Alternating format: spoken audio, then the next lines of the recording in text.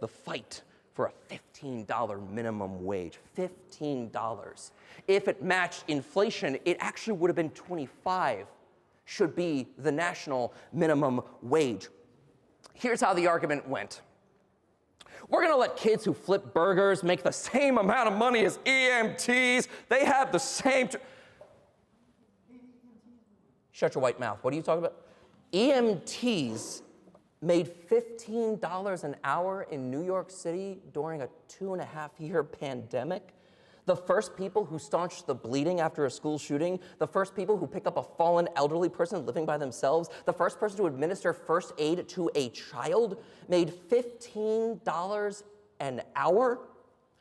The part-time job is no longer a viable option for youth or older adults. My stepfather flipped burgers on the beach for one summer and paid for college every semester that way.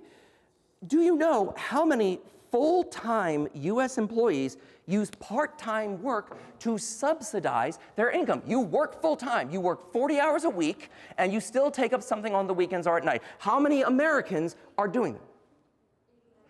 89%? Do I have any higher or lower guesses? 89, that's pretty good. 75. 85%. Private practice. It just went up to 86 over the weekend? Well, here's the thing, but here's the thing. The economy is doing so good. The numbers are good. Look at all the jobs. If one single mother is working 3 part-time jobs and is still not putting food on the table, you have to ask yourself, are you the good guys? Yeah, the answer is we could be, we should be, we deserve to be. So shame on you, shame on us. The wealthiest nation in world history, the most successful arms dealer, because that's all we export, Marvel movies and bullets. And we always seem to forget we're the most wealthy nation in world history when it comes to the people that made you that money.